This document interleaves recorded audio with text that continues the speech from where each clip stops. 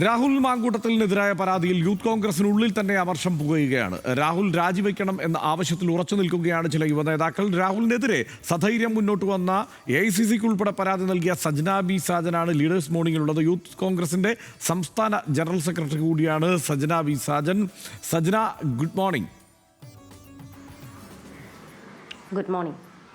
എന്തായാലും ഇക്കാര്യത്തിൽ ഉറച്ച ഒരു നിലപാട് കോൺഗ്രസിനുള്ളിൽ നിന്ന് തന്നെ ഉണ്ടായത് ഏറ്റവും അഭിനന്ദനാർഹമാണ് എന്ന കാര്യത്തിൽ തർക്കമൊന്നുമില്ല.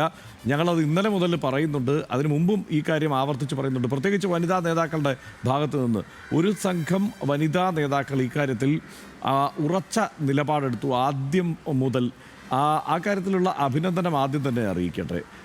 ഇപ്പോഴത്തെ ഈ കേസിൻ്റെ നടപടിക്രമങ്ങൾ കാണുമ്പോൾ എന്താണ് തോന്നുന്നത്?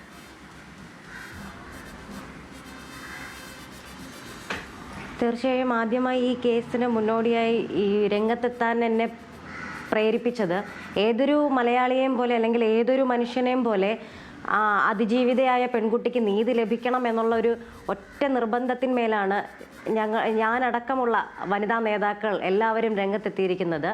ഇപ്പോൾ ഈ ഒരു വിഷയത്തിൽ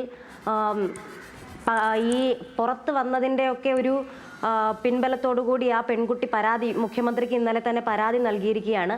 ഇത് തന്നെ ഇപ്പോൾ തുടങ്ങുന്ന ഒരു യുദ്ധത്തിൻ്റെ ഒരു പോരാട്ടത്തിൻ്റെ ഒരു പകുതി വിജയത്തോളം എത്തിയിരിക്കുന്നു എന്നുള്ളതാണ്. ആ പെൺകുട്ടി അനുഭവിച്ച ഒരു ട്രോമ, അതിൽ നിന്നും ആ പെൺകുട്ടി മുന്നേറി വരാൻ കാണിച്ച ആ ഒരു മനസ്സിനൊക്കെ വളരെ ഒരു അഭിനന്ദനങ്ങൾ ആ കുട്ടി അർഹിക്കുകയാണ്. തീർച്ചയായും സജന, ഒരുപക്ഷെ നടപടികൾക്കും ഒക്കെ കൂടെ ഉണ്ടാകും. തീർച്ചയായും സജന, ഇപ്പോൾ സജനയ്ക്കും എനിക്കും ഇവിടെ ധാരാളം മാധ്യമപ്രവർത്തകർക്കും രാഷ്ട്രീയ പ്രവർത്തകർക്കും ഒക്കെ അറിയാവുന്ന കുറേയേറെ വസ്തുതകൾ വേറെയുമുണ്ട്. ഇതിപ്പോൾ ഈ ഒരു പെൺകുട്ടിയുടെ പരാതി വരുമ്പോൾ, പരാതിയായി ഈ പെൺകുട്ടി മുന്നോട്ട് വരുമ്പോൾ ആ പെൺകുട്ടിയെ മോശക്കാരിയായി ചിത്രീകരിക്കാൻ വേണ്ട വലിയ ശ്രമം സമാന്തരമായി ഉണ്ടാവുന്നുണ്ട്. അത് നമ്മൾ കണ്ടു കാണുമല്ലോ. മാത്രമല്ല, ഇതിൽ പ്രതികരിച്ച ആ വനിതാ നേതാക്കളോട്, സജനയോടടക്കം എങ്ങനെയാണ് സോഷ്യൽ മീഡിയയിൽ ഒരു വലിയ ഒരു ഹൂളിഗൻ സംഘം എങ്ങനെയാണ് ഇടപെടുന്നത് എന്നും എങ്ങനെയാണ് പെരുമാറുന്നതെന്നും ഈ കാര്യത്തിൽ ഉറച്ച നിലപാട് സ്വീകരിച്ച പ്രതിപക്ഷ നേതാവ് VD സതീശനെതിരെ പോലും എങ്ങനെയാണ് ഇവർ നീങ്ങുന്നതെന്നുമൊക്കെ നമ്മൾ കണ്ടു കഴിഞ്ഞു.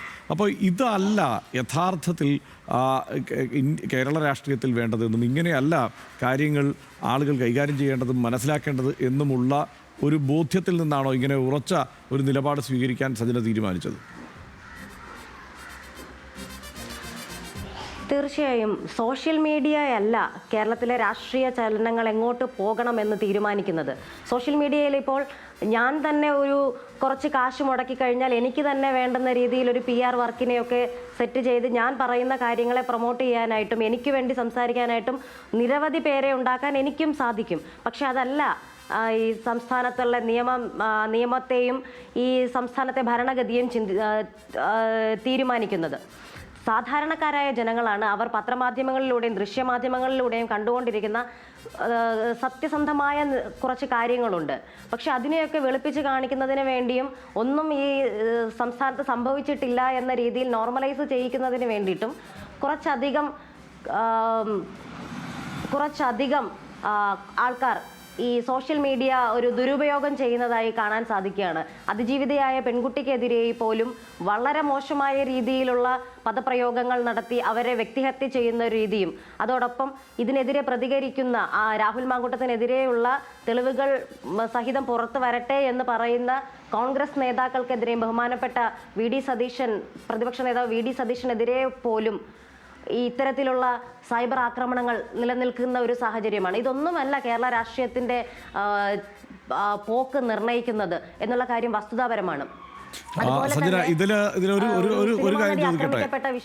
അതെ അതെ ഞാൻ അതിലേക്ക് വരാം. ഇതിനകത്തൊരു കാര്യം, ഈ സജനയ്ക്ക് അറിയാവുന്ന ഒരു കാര്യമുണ്ടല്ലോ, യൂത്ത് കോൺഗ്രസ് പ്രവർത്തകരായ പലർക്കും ഈ രീതിയിലുള്ള ഇയാളുടെ ഒരു മോശം സമീപനം നേരിടേണ്ടി വന്നിട്ടുണ്ട് എന്നത് വാസ്തവമാണ്. ആ നിലയ്ക്ക് തന്നെ ആളുകൾ പലതരത്തിൽ നമ്മളെ തന്നെ കാര്യങ്ങൾ അറിയിക്കുന്ന ഒരു സ്ഥിതി ഉണ്ടായിരുന്നു. സജനയ്ക്കും ആ കാര്യങ്ങൾ എന്താണെന്നറിയാം. മാധ്യമരംഗത്തായാലും ധാരാളം പേർ ഇത്തരത്തിലുള്ള ഇയാളുടെ ഒരു മോശം പെരുമാറ്റത്തിന് വിധേയരായിട്ടുള്ളവരുണ്ട്. അവർ തന്നെ ആ കാര്യങ്ങളൊക്കെ പല ആവർത്തി പറഞ്ഞിട്ടുണ്ട്. വേണമെങ്കിൽ പരാതിപ്പെടാവുന്ന ഒട്ടേറെ പേർ വേറെ ഉണ്ടായിരുന്നു. അതൊക്കെ ഒരു വസ്തുതയായി നമ്മുടെ മുന്നിൽ നിൽക്കെ പരാതിപ്പെടാൻ ഒരൊറ്റയാളാണ് തയ്യാറായതിപ്പോൾ.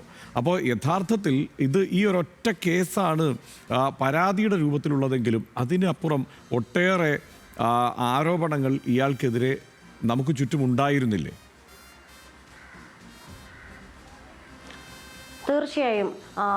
ഇപ്പോൾ ഞാൻ മനസ്സിലാക്കുന്നത് 2025 ജൂൺ ജൂലൈ ആ കാലഘട്ടത്തിലാണെന്ന് തോന്നുന്നു ഈ ആരോപണങ്ങൾ ഉന്നയിക്കപ്പെട്ട് ആദ്യമായി വരുന്നത്. ആ ഒരു സമയത്ത് തന്നെ മാധ്യമങ്ങളിൽ വരുന്നതിന് മുൻപ് തന്നെ ഒരു മാധ്യമങ്ങൾ പുറം ലോകം അറിയുന്നതിന് മുമ്പ് തന്നെ മാധ്യമപ്രവർത്തകർക്കിടയിലും ഈ പാർട്ടികൾക്കുള്ളിലും ഒക്കെ ഇത്തരത്തിലുള്ള സംസാരങ്ങൾ നിലനിന്നിരുന്നൊരു സമയമാണ്.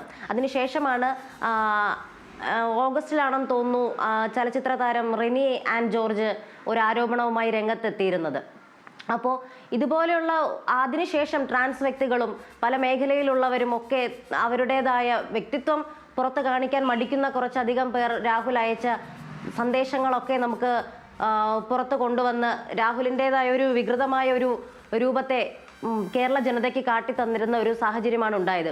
അപ്പോൾ ഇത്തരത്തിലുള്ളൊരു വ്യക്തി സംരക്ഷിക്കുന്നതിനോട് ചില സോഷ്യൽ മീഡിയയിലുള്ളവരോട് ശക്തമായ അതൃപ്തിയുണ്ട്. ആ അതൃപ്തി തന്നെ നിലനിർത്തിക്കൊണ്ട് തന്നെ അവരോട് പരമപുച്ഛവും തോന്നുകയാണ്. കാരണം അവരുടെ വീട്ടിലെ സ്ത്രീകളുടെ മനോനിലയെ മനസ്സിലാക്കാതെയുള്ള പെരുമാറ്റത്തിലാണ് ഈ സോഷ്യൽ മീഡിയയിൽ വന്ന് രാഹുലിനെ ഈ നോർമലൈസ് ചെയ്യാനായിട്ട് ശ്രമിച്ചുകൊണ്ടിരിക്കുന്നത്. അപ്പോൾ ഇതുപോലുള്ള നിരവധി പരാതികൾ ഇനിയും മുന്നോട്ട് വരുമെന്ന് തന്നെയാണ് എൻ്റെ പ്രതീക്ഷ. ഈ പരാതിപ്പെടാനാണെങ്കിൽ ഗുരുതരമായ ആരോപണങ്ങൾ വേറെയും ഉണ്ടായിരുന്നു. ആ ആളുകളൊന്നും പരാതിപ്പെടാതിരിക്കുമ്പോഴാണ് ഈ ഒരു പെൺകുട്ടി മാത്രം പരാതിപ്പെടാൻ തയ്യാറായി മുന്നോട്ട് വന്നിരിക്കുന്നത്. മാത്രമല്ല ഈ പുറത്തു വന്നിരിക്കുന്ന ശബ്ദം എന്നത് ഇന്നലെ രാഹുൽ ഈശ്വറിനെ പോലെ ചിലരൊക്കെ ഇങ്ങനെ വ്യാപകമായി പ്രചരിപ്പിക്കുന്നത് കണ്ടു. ഈ പെൺകുട്ടി ആ പെൺകുട്ടിയുടെ ഐഡൻറ്റിറ്റി വെളിപ്പെടുത്തുന്ന തരത്തിലുള്ള ചില സംഭാഷണങ്ങളൊക്കെ നമ്മൾ കേട്ടു. പക്ഷേ അങ്ങനെ ഒരൊറ്റയാളുടെ ശബ്ദമല്ല, അതിനപ്പുറത്ത് ഒന്നിലേറെ ആളുകളുടെ ശബ്ദം തന്നെ ഇപ്പോൾ പുറത്തു വന്നിട്ടുള്ളത് എന്നുള്ളത് യാഥാർത്ഥ്യമാണ്. ഒന്നിലേറെ ആളുകൾ പരാതിപ്പെട്ടിട്ടുണ്ട് എന്നുള്ളതും യാഥാർത്ഥ്യമാണ്. അതുകൊണ്ട് തന്നെ ഇനി പാർട്ടി എത്രയും പെട്ടെന്ന് നടപടി സ്വീകരിക്കുക എന്നതല്ലേ വേണ്ടത്? തീർച്ചയായും. ഇപ്പോൾ ഈ ഒരു വിഷയത്തെ സംബന്ധിച്ച് ആ പെൺകുട്ടി പരാതിയുമായി വരുന്നത് വരെ ഈ 3 മാസക്കാലത്തോളം ഇപ്പോൾ ഈ പറയുന്ന രീതിയിലുള്ള പ്രതികരണങ്ങൾ രാഹുൽ മാങ്കൂട്ടത്തിൻ്റെ ഭാഗത്തു നിന്നോ അല്ലെങ്കിൽ രാഹുൽ ഈശ്വറിനെ പോലുള്ളവരുടെ ഭാഗത്തു നിന്നോ ഒക്കെ ഉണ്ടാകാനുള്ള ഒരുപാട് സാധ്യതകൾ ഉണ്ടായിരുന്നു. ഈ 3 മാസത്തോളം അവർക്ക് അവരുടേതായ നിരപരാധിത്വം തെറ്റ് ചെയ്തിട്ടില്ല എങ്കിൽ നിരപരാധിത്വം തെളിയിക്കാനുള്ളൊരു അവസരമായിരുന്നു ഈ 3 മാസം ഉണ്ടായിരുന്നത്. ഇത് ഇത്രയും നാൾ പരാതി ലഭിച്ചിട്ടില്ല എന്നുള്ള കാരണം പറഞ്ഞുകൊണ്ട് അവർ ഒഴിഞ്ഞു മാറുകയായിരുന്നു. ഇന്നലെ വൈകുന്നേരം പരാതി ലഭിച്ചതിന് ശേഷം ആ പെൺകുട്ടിയുടെ ഐഡന്റിറ്റി വെളിപ്പെടുത്തുന്ന തരത്തിലേക്ക് രാഹുൽ ഈശ്വറിനെ പോലുള്ള ഒരാൾ മാറുമ്പോൾ അദ്ദേഹത്തിൻ്റെ തന്നെ ഒരു നിലവാരം നമ്മൾ മനസ്സിലാക്കേണ്ടതാണ്. ഒരിക്കലും ഒരു അതിജീവിതയുടെ ഐഡന്റിറ്റി വെളിപ്പെടുത്തുന്ന രീതിയിലേക്ക് കാര്യങ്ങൾ മുന്നോട്ട് കൊണ്ടുപോകാൻ പാടില്ല എന്നുള്ളത് ഈ പൊതുരംഗത്ത് നിൽക്കുന്ന ഏതൊരു മനുഷ്യർക്കും, സാധാരണക്കാരായ മനുഷ്യർക്ക് പോലും മനസ്സിലാകുന്ന ഒരു കാര്യം. രാഹുൽ ഈശ്വറിനെ പോലെയും അതായത് സോഷ്യൽ മീഡിയ കൈകാര്യം ചെയ്യുന്നവർക്കും മനസ്സിലാകുന്നില്ല എങ്കിൽ വളരെ ഖേദകരമാണ് ആ ഒരു കാര്യം. അതുപോലെ തന്നെ പെൺകുട്ടികൾ ഇനിയും പരാതിയുമായി മുന്നോട്ട് വരാനുണ്ടെന്നുള്ള കാര്യം നമ്മൾ ഓരോരുത്തരും മനസ്സിലാക്കുകയാണ്. ആ ഒരു കാര്യത്തിനൊക്കെ ഈ ഒരു പരാതി ഒരു മുതൽക്കൂട്ടായി തന്നെ നിൽക്കും എന്നാണ് എൻ്റെ ഒരു വിശ്വാസം. അതുപോലെ തന്നെ എൻ്റെ പാർട്ടി പാർട്ടി മാതൃകാപരമായി തന്നെയുള്ള ഒരു നിലപാടാണ് ആദ്യഘട്ടത്തിൽ തന്നെ സ്വീകരിച്ചിരിക്കുന്നത് എന്ന കാര്യത്തിൽ തർക്കമില്ല. പക്ഷേ ചില നേതാക്കളാണ് അനുകൂലമായ നിലപാട് സ്വീകരിക്കുന്നത്. എന്തോ ഒരു മനഃപൂർവ്വം രാഹുൽ മാങ്കൂട്ടത്തിനെ കുടുക്കാൻ വേണ്ട ശ്രമമാണ് നടക്കുന്നത് എന്ന തരത്തിൽ ഇപ്പോൾ കെ സുധാകരനെ പോലെയുള്ള നേതാക്കൾ പ്രതികരിക്കുന്നത് കണ്ടു. അടൂർ പ്രകാശ് UDFിൻ്റെ കൺവീനറാണ്. അദ്ദേഹം പ്രതികരിച്ചത് ഇത് കള്ളക്കേസ് ഇതുപോലെ തെരഞ്ഞെടുപ്പ് കാലത്ത് കൊണ്ടുവരുന്നതാണ് എന്നാണ്. ഇവിടെ ആത്യന്തികമായി കോൺഗ്രസ് ഇക്കാര്യത്തിൽ വളരെ മാതൃകാപരമായ നിലപാട് പൊതുവെ സ്വീകരിച്ചു എന്ന് വിലയിരുത്തപ്പെടുന്നു. അങ്ങനെയുള്ള ഒരു സാഹചര്യമുണ്ട്. കോൺഗ്രസിലെ വനിതാ നേതാക്കൾ മറ്റേതെങ്കിലും ഒരു രാഷ്ട്രീയ പാർട്ടിയിൽ സംഭവിക്കുന്നതിനേക്കാൾ ആർജവത്തോടെ വളരെ പെട്ടെന്ന് ഇത്തരം ഒരു വിഷയത്തിൽ ഒറ്റക്കെട്ടായി പ്രതികരിക്കുന്ന സാഹചര്യം ഉണ്ടായി. പക്ഷേ പിന്നീട് അവർക്കിടയിൽ ഒരു കമ്മ്യൂണിക്കേഷൻ ഉണ്ടായിട്ടില്ല എന്നുള്ളത് യാഥാർത്ഥ്യമാണ്. അവർക്ക് വേണ്ട പിന്തുണ കിട്ടിയിട്ടില്ല എന്നുള്ളത് യാഥാർത്ഥ്യമാണ്. അവർക്ക് സോഷ്യൽ മീഡിയയിൽ നിന്ന് തന്നെ അവരുടെ പലരുടെയും പോസ്റ്റുകൾ പിന്മാറേണ്ടി വന്നു എന്നുള്ളത് യാഥാർത്ഥ്യമാണ്. അതൊക്കെ സ്വാഭാവികമായും ഇത്തരം സോഷ്യൽ മീഡിയ ആക്രമണങ്ങളുടെ സാഹചര്യത്തിൽ സംഭവിക്കും. പക്ഷേ പാർട്ടിയിലെ വനിതാ നേതാക്കളുമൊക്കെ മാതൃകാപരമായി നടപടി സ്വീകരിച്ചു എന്ന് പൊതുവെ വിലയിരുത്തപ്പെടുന്ന സാഹചര്യത്തിലും ചില നേതാക്കൾ ഇങ്ങനെ ഒരു സമീപനം സ്വീകരിക്കുന്നത് എന്തുകൊണ്ടാണ്?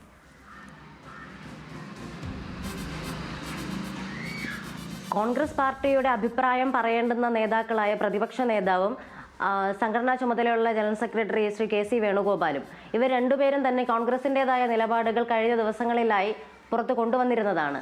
അതിനിടയിൽ പല നേതാക്കളും അവരുടെ വ്യക്തിപരമായ അഭിപ്രായങ്ങൾ പറയുന്നതിൽ ഇവിടെ പ്രസക്തിയില്ല എന്നാണ് എൻ്റെ ഒരു വിലയിരുത്തൽ.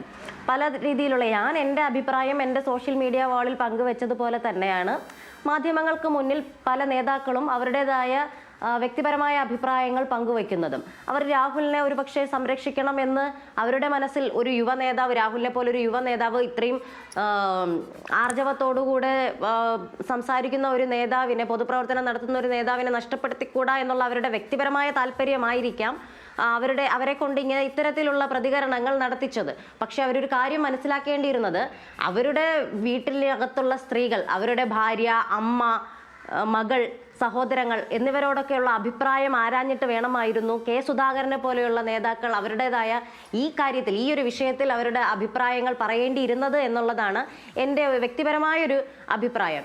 എന്തുകൊണ്ടെന്നാൽ ഈ ഒരു വിഷയത്തെ ബാധിക്കുന്നത് ഒരു പുരുഷനെയല്ല, ഏറ്റവും മാനസികമായും ശാരീരികമായും സംബന്ധിച്ച് ആ ഒരു പെൺകുട്ടി അനുഭവിച്ച വിഷമം എന്താണെന്ന് മനസ്സിലാക്കിയതും ഈ സംസ്ഥാനത്ത് നടന്നുകൊണ്ടിരിക്കുന്ന സ്ത്രീകൾക്കെതിരെയുള്ള അതിക്രമണങ്ങളെ തടയണമെന്ന് ഏറ്റവും കൂടുതൽ ആഗ്രഹിക്കുന്നതും സ്ത്രീകളാണ്. ആ സ്ത്രീകളുടെ അഭിപ്രായത്തെ മാനിച്ചുകൊണ്ട് വേണം അദ്ദേഹത്തെ പോലുള്ള മുതിർന്ന നേതാക്കൾ മുന്നോട്ട് വന്ന് തങ്ങളുടേതായ നിലപാടുകൾ പറയേണ്ടത് എന്നുള്ളതാണ് എൻ്റെ ഒരു അഭിപ്രായം.